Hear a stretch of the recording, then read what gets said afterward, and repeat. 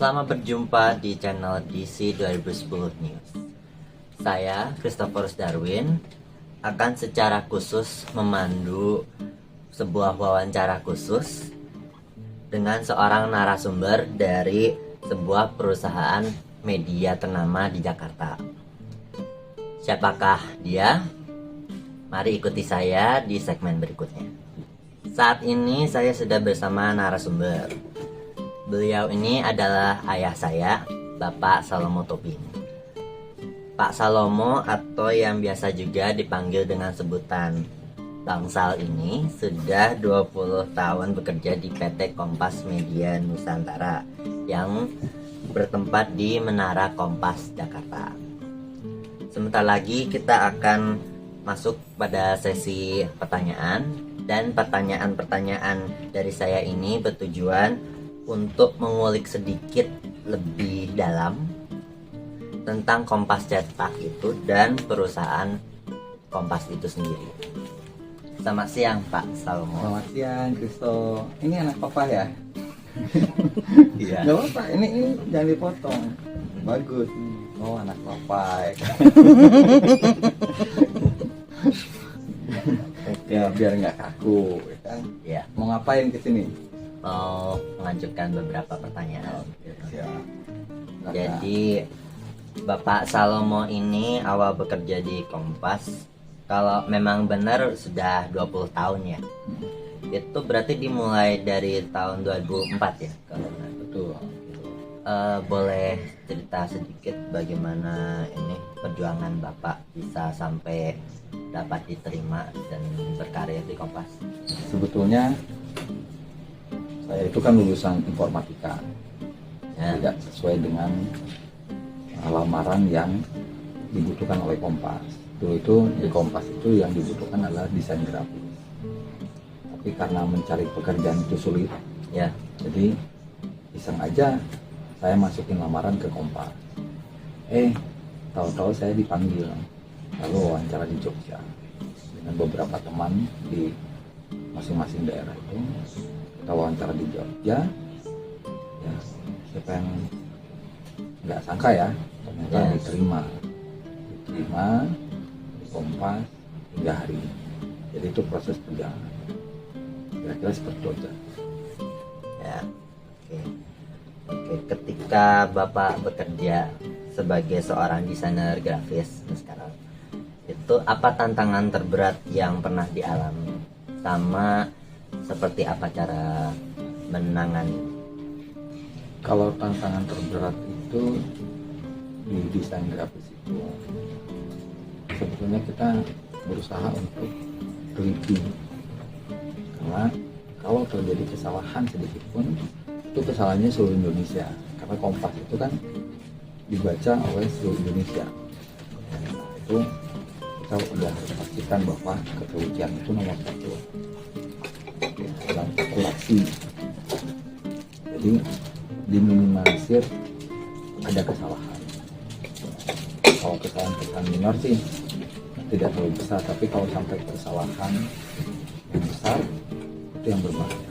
Karena dulu papa pernah bikin kesalahan tuh, ada balkon, ini namanya balkon. Balkon ini kan harusnya mengacu pada halaman berikutnya, Ya. tapi papa itu belum mengganti itu, masih dummy. Wah, itu stres banget kan. Itu pilihannya itu hanya satu, hari itu dipecat atau lanjut. Tapi ya tadi, lebih baik mengakui kesalahan daripada menutupi kesalahan sendiri. Nah, itu yang saya lakukan. Jadi saya pagi-pagi mengakui kesalahan, saya siap menerima SK. Justru siangnya malah justru pembacanya pengen itu diulang, dicetak ulang. Jadi dicetak ulang, pembeliannya menjadi meningkat. Nah itu. Tapi tadi kalau soal mencari jalan keluar dalam permasalahan pekerjaan, ya berdoa. Ya, tidak ada jalan yang lain. Dikatakan sama Tuhan, saya berdoa, serahkan persoalan itu pada Tuhan. Ya. Arti sebuah kinerja yang profesional menurut Bapak itu bagaimana? Arti kerja yang profesional. pertama sederhananya ya, yang Ya. umum, bekerja tepat waktu, Ya. bekerja profesional, Ya. bertanggung jawab, dan bekerja jujur. Menurut saya itu. Nah, Bapak bekerja di sebuah perusahaan yang besar, itu yang pastinya menempatkan Bapak di situasi dan kondisi yang membuat Bapak harus berinteraksi kan sama dengan banyak rekan kerja. Dan di dalam suasana kerja seperti itu di Kompas itu, di banyak bidang yang berbeda untuk sebuah media koran, itu pernah tidak terjadi kayak salah paham atau kesalahan fatal atau bentrok? oh, kalau bentrok enggak, kalau salah paham pastilah. Tidak hanya di perusahaan ya, yang namanya miskomunikasi di keluarga aja ada gitu kan. Tidak selalu persoalan miskomunikasi itu tidak ada di perusahaan, itu paling memungkinkan untuk terjadinya diskomunikasi Ya. tapi di media itu diskomunikasi justru untuk memperkuat hubungan antar unit. Biasanya dilakukan dengan acara-acara yang menjalin keakraban. Kalau sekarang itu lagi dibangun tuh olahraga, nanti ada kompetisi antar unit, itu untuk membangun keakraban. Jadi miskomunikasinya itu bisa dikurangi, diminimalisir ya. Jadi itu perlu karena kan otaknya banyak. Di media ini kan yang dituntut adalah ide, selalu beride. Nah itu tuntutan. Pekerjaannya mungkin sepertinya monoton bikin koran gitu, tapi setiap hari kan berubah. Ya. Setiap hari peristiwanya berbeda. Itu yang harus dihadapinya kan tidak boleh sendiri. Unit-unit lain itu terlibat semua. Berita itu mungkin diketahui oleh dari wartawan dulu, kemudian redakturnya tahu, lalu teman-teman berpikir gimana kalau dibuat infografik yang bagus, infografik. Lalu tampilan layoutnya seperti apa? Itulah pentingnya di media cetak itu kerja sama tim. Jadi teamworknya yang paling dikuatkan untuk mencapai hasil yang baik. Ya. Ini kembali ke koran ya Pak. Peran koran cetak saat ini itu apakah bisa bersaing dengan koran yang dibuat secara digital? Ini pertanyaan yang bagus, karena banyak orang mempertanyakan bagaimana nasibnya koran cetak. Tapi karena saya sudah bekerja 20 tahun dengan koran cetak dan saya banyak pelajari tentang bagaimana perkembangan koran, saya menganggap koran itu tergantung mati atau tidaknya. Karena dengan perubahan digital pun tentunya masyarakat kita literasinya rendah kan? Iya. Minat bacanya rendah. Apalagi kamu besok itu generasi alpha. Ya. Generasi alpha itu dibilangnya bahwa kamu akan menjadi generasi yang melek teknologi. Tapi kan yang saya lihat sehari-hari teman-teman seusia kamu, generasi alpha itu justru main game, Iya. menaikkan pengetahuannya melalui literasi. Pentingnya koran sampai saat ini bagi saya alat untuk akurasi, alat untuk memastikan bahwa persoalan yang kita baca di media sosial, entah di internet, karena kita juga harus belajar bijak bahwa tidak semua informasi yang ada di internet itu benar loh. Ya. Banyak hoaxnya juga kan ya. Iya benar. Nah itu yang bahaya. Tapi kalau koran itu terkalibrasi. Media cetak itu bisa dipertanggungjawabkan karena dia dibuat di atas hitam dan hitam di atas putih, ya kan? Ya. Artinya dia bisa dipertanggungjawabkan. Tapi kalau di online begitu terjadi persoalan dia bisa dihapus. Kalau koran kan tidak bisa. Ya. Nah itu kan. Jadi bagi saya koran media cetak itu masih penting, terutama secara bisnis. Ya. Karena koran itu sampai hari ini harga iklan di koran itu sangat mahal untuk satu kali terbitan. Sedangkan di online itu belum masih menghasilkan uang yang luar biasa. Tapi Kompas dengan perubahan digital bukan berarti tidak mau beradaptasi ya. Ya. Kompas juga membuat yang namanya media Kompas ID. Kompas ID digital pertama berbayar. Kalau yang seliweran itu kan tidak berbayar, artinya tidak bisa dipertanggungjawabkan pemberitaannya. Tapi kalau Kompas ID itu sama dengan koran cetak tapi versi digital dan berbayar. Gitu saja. Kalau bicara soal omset sama keuntungan itu mana yang lebih unggul? Ya. Apakah koran cetak atau koran digital? Dua-duanya unggul. Cuman tadi persoalannya masyarakatnya itu minat bacanya rendah. Iya. Jadi inilah pentingnya pemerintahan ini berpikir bahwa negara yang maju itu negara yang memiliki rakyat dengan pengetahuan yang baik. Kalau misalnya kita punya mimpi yang besar tapi masyarakatnya, anak-anaknya, generasinya malas belajar, malas membaca, ya lupakan bahwa nanti ke depan Indonesia akan maju. Sama dengan tadi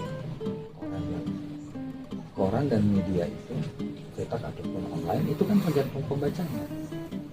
Kalau nggak ada yang baca, ya omsetnya pasti rendah gitu. Nah, makanya yang dilakukan adalah bagaimana kita membangun literasi masyarakatnya, justru itu yang penting. Kalau itu kan mengikuti lah, dan itu rahasia dapur, nggak boleh. Ya. Kalau untuk tadi itu kan karena berhubungan dengan literasi Indonesia yang rendah, itu memang ada disinggung sedikit juga lah ya. Jadi banyak sekali disinggung di internet juga kalau anak-anak Indonesia kan yang tadi yang Bapak bilang literasinya sangat rendah. Nah kalau untuk tanggapannya dari yang itu Bapak Ya, Indonesia itu tercatat di dunia itu nomor 2 dari belakang terendah.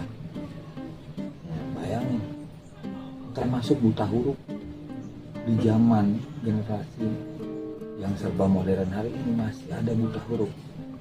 Tugas siapa? Ya, tugas generasi alfa besok. Tapi ya kalau saya melihat generasi alfa ini ya, tidak menjanjikan. Tidak menjanjikan karena tadi apa? Menangkap perubahan teknologi itu sesuatu yang menyenangkan. Jadi untuk kepuasan sendiri itu main game. Saya punya anak satu namanya Christophorus, ya kan? Kalau ada game di komputernya atau di handphonenya kan saya bilang apa? Saya ambil semuanya.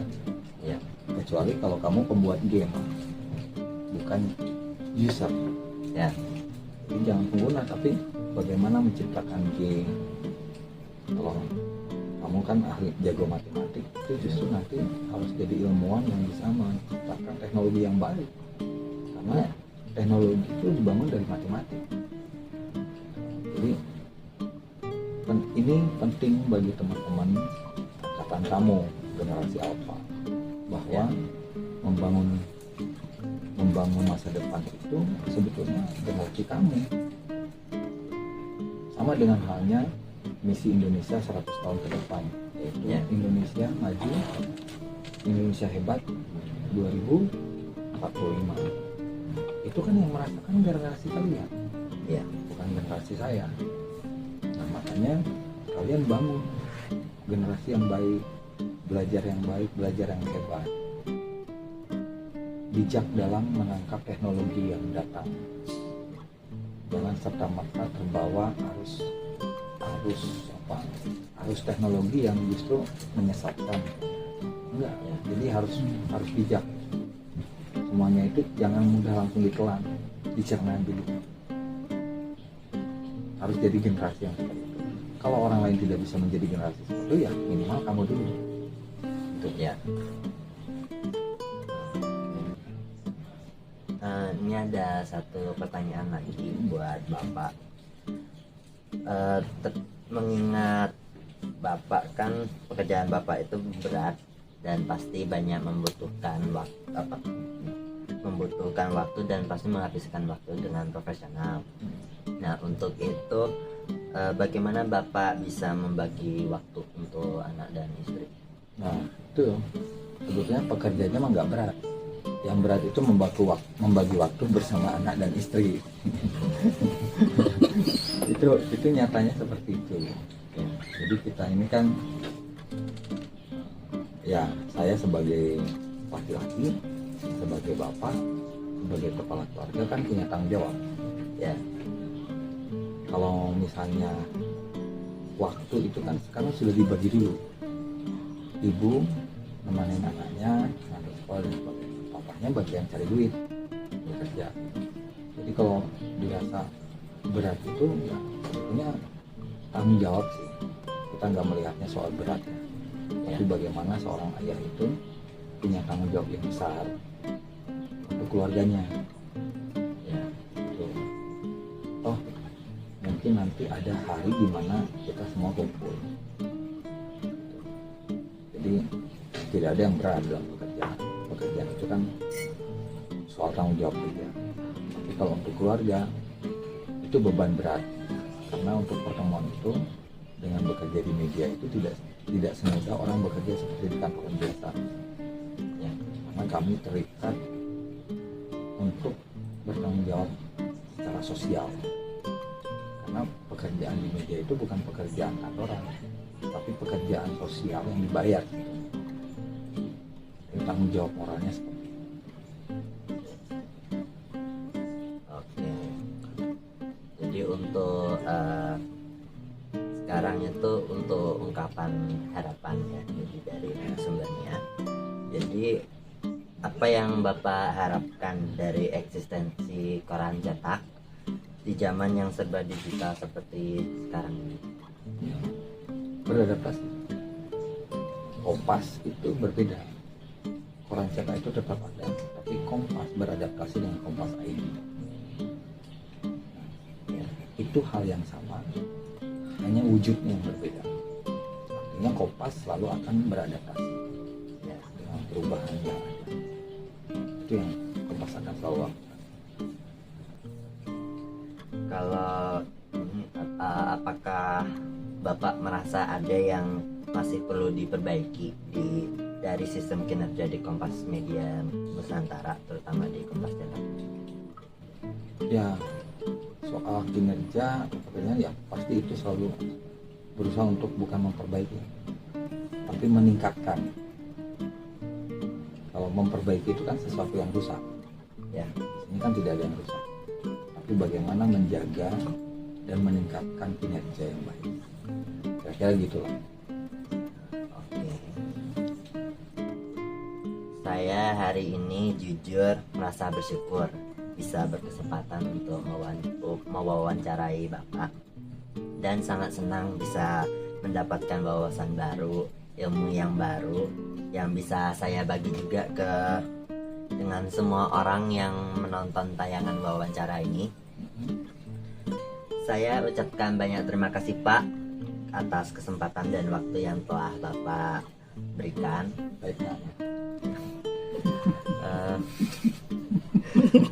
Besar harapan dengan adanya sarana informasi seperti koran cetak itu tetap bisa memajukan dan mencerdaskan generasi-generasi bangsa Indonesia melalui tulisan-tulisan dan ide-ide kreatif yang cerdas dan bermutu. Sekian wawancara khusus saya dengan Bapak Salomo Tobing hari ini. Terima kasih dan sampai jumpa. Jumpa.